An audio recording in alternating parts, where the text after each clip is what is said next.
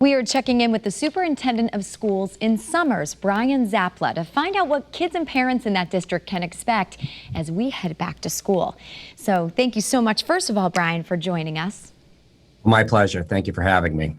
When is the first day of school for Summers? Our first day of school will be on Tuesday, September 8th, right after Labor Day. Okay, so you have a little bit of time left. We were just talking a few minutes ago how every bit of time is precious because there is a lot to cover, a lot of ground to cover this school year.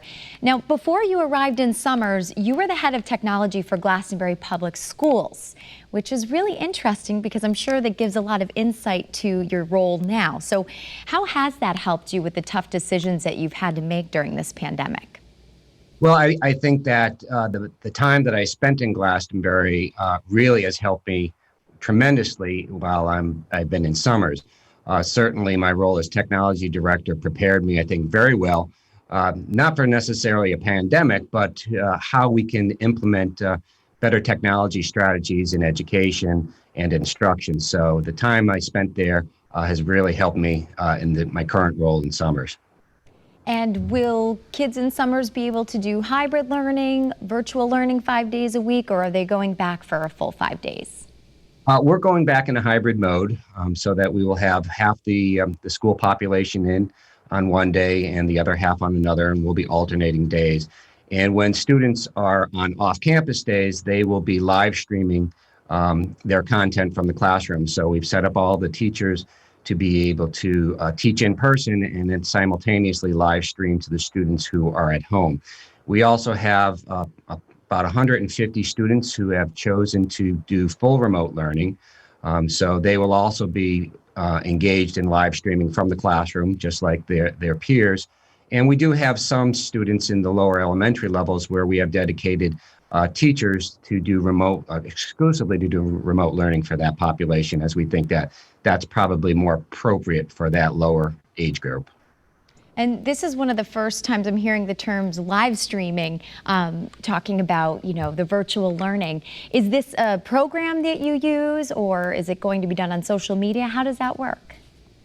Well, we've purchased the corporate membership, if you will, to Zoom. So that gives us a lot more functionality and flexibility. And what we have done for every one of the teachers is we've set them up so that they have their laptops.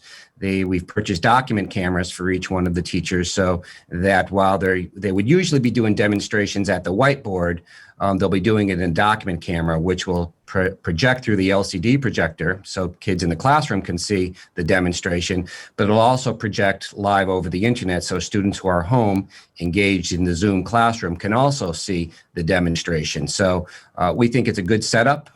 We think that it's going to be working pretty well for the students in Summers. And what concerns do you hope to quell for returning students and educators? Well, I think that the biggest concern that everyone has is providing a safe environment. And we have to, I think we're ready for that. I know that we're ready for that. We've done a lot of planning over the last 3 to 4 months to get ready for this. I think the hybrid model that we've implemented really allows us to social distance in all of the classrooms. We've been able to reduce class sizes between 7 to 12 students, which affords us the 6-foot social distancing in all of the classrooms. Along with all the other mitigation strategies, I think that we're well suited to reopen safely. All right, we've been talking to Brian Czapla, Superintendent of Summers. Thank you, Brian, for taking some time to chat with us. Thank you very much. And good luck next week. Thank you.